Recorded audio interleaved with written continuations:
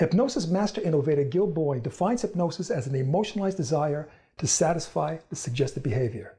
So it's not just about wanting to do something, it's about really feeling like doing it. Wouldn't it be great if you really felt like finishing that boring report that's been sitting on your desk for the past week? Wouldn't it be wonderful if you followed through on that new health regimen without fail? Wouldn't it be fantastic if you could consistently exude confidence, charm, and charisma?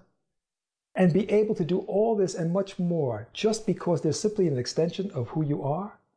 With hypnosis, you can. Now here's a definition of hypnosis from yours truly.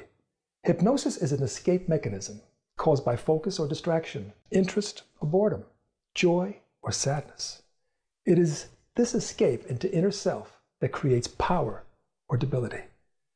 Now that just about covers everything in life, doesn't it? You see, all of us have been hypnotized and continue to be hypnotized even before birth. Yes, a child in the womb is influenced by a mother's thoughts and her feelings. And in the course of our lives, we'll all go through periods of focus, distraction, interest, boredom, joy, and sadness. So we are constantly hypnotized each and every day. And we often relish opportunities to escape, even momentarily, from the overload of these ongoing stimuli that have shaped our beliefs, attitudes, and behaviors, which also is a form of hypnosis. So what a professional hypnotherapist does is help uncover the roots of any negative core beliefs and attitudes, then helps release this debilitating programming. The hypnotherapist then restructures better beliefs and attitudes so a person can enjoy a richer and much more fulfilling life. Now, you might ask, how can a simple series of hypnosis sessions help change years of negative programming? Well, as I already said, we are being hypnotized each and every day.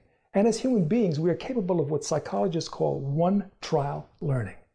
A negative example of this would be a person who can't swim and as a joke is suddenly pushed into a pool. The emotions associated with this experience would probably be so strong at that moment that this person could now be terrified at just the thought of swimming, even in shallow water. This can sometimes last a complete lifetime. Yes, this too is a form of hypnosis. Which brings me to another definition, and actually a very important statement. When thinking moves towards feeling, hypnosis is sure to follow. You see, in hypnosis, we're dealing with the emotional mind, the seat of the emotions. So whenever you're feeling happy, sad, frightened, excited, ecstatic, even bored, you are opening your subconscious mind. And anything that's associated with your experience at that moment often bypasses any logic and evaluation. In the hustle and bustle of our daily activities, this happens many, many times.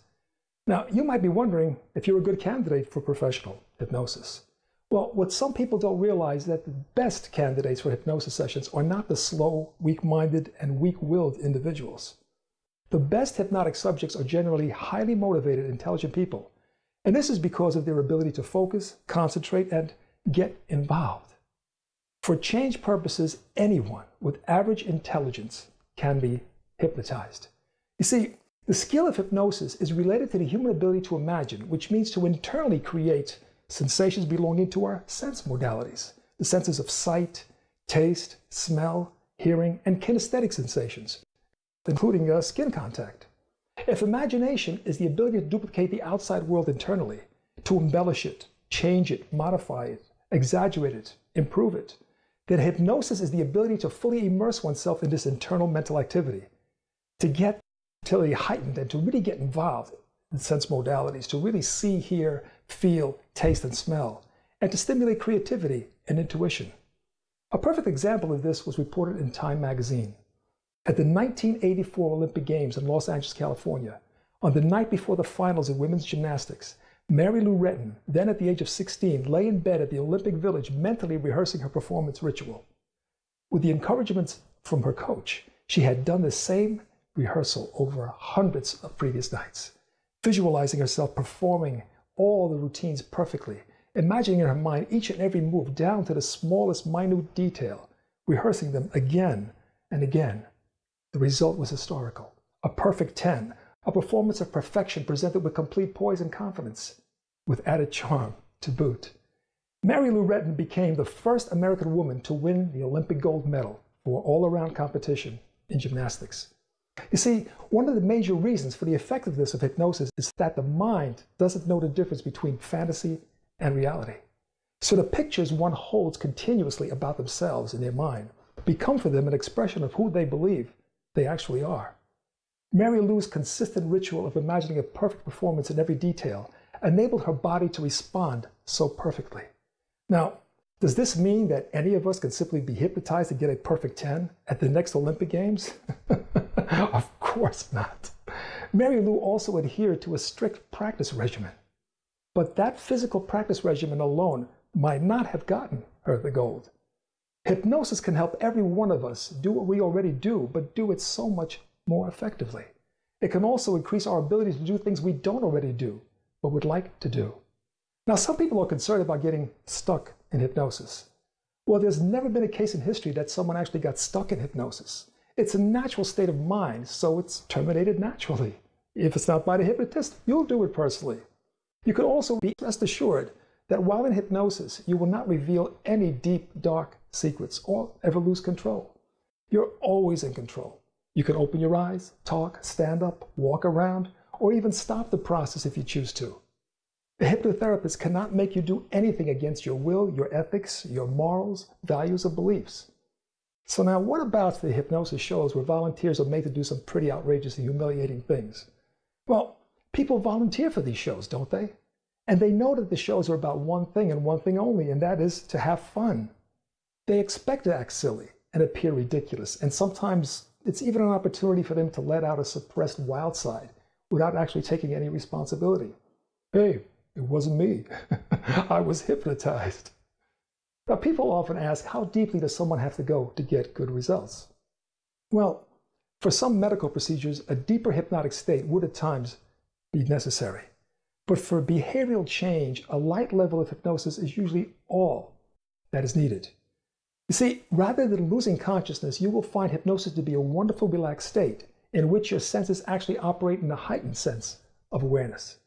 If you've ever gotten involved in a daydream, absorbed in a book, involved in your work, a person, a hobby, an interesting lecture, television program, music, or a religious ceremony, you've been spontaneously hypnotized and have an innate ability to respond favorably.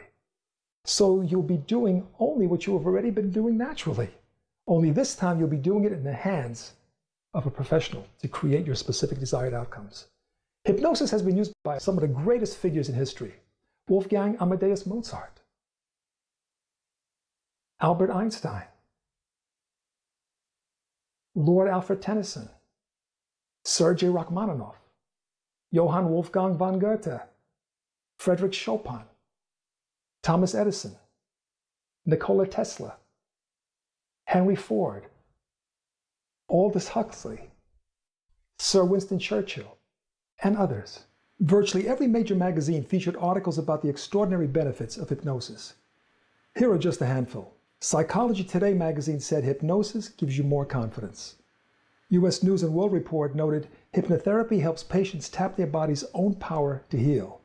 The Wall Street Journal stated that numerous scientific studies have emerged in recent years showing that the hypnotized mind can exert a real powerful effect on the body. The Detroit Free Press said U.S. Olympic athletes use hypnosis to win. And Newsweek stated that the easiest way to break bad habits is through hypnosis. Hypnosis is perfectly safe. Psychoanalyst Sigmund Freud himself said, everything that has ever been said and written about the great dangers of hypnosis belongs to the realm of fable, meaning that it's not true. Freud also declared that if psychotherapy was to really be useful, it would have to be used along with hypnosis. Wouldn't it be wonderful if every time you performed a desired task, everything would come together precisely? Every movement, feeling, and expression was fluid, sure, and natural. And when you made a decision to lose weight or give up a bad habit, you would follow through faithfully. Each one of us possesses an ability to influence our health and control our physical body in ways that are nothing short of dazzling. And we can tap creative resources within us in ways that are mind-boggling. With hypnosis, you can harness the power of your subconscious mind to improve your career, increase earnings, stay motivated, help heal your body, attract wonderful and lasting relationships, and accomplish goals you previously only dreamed about. Hypnosis simply works. It changes lives. Just remember to always seek the services of a hypnotist professional certified by a bona fide, credible international certifying body, such as the International Association of Counselors and Therapists or the International Medical and Dental Hypnotherapy Association. This is George Bien. Thank you so much for spending this time with me.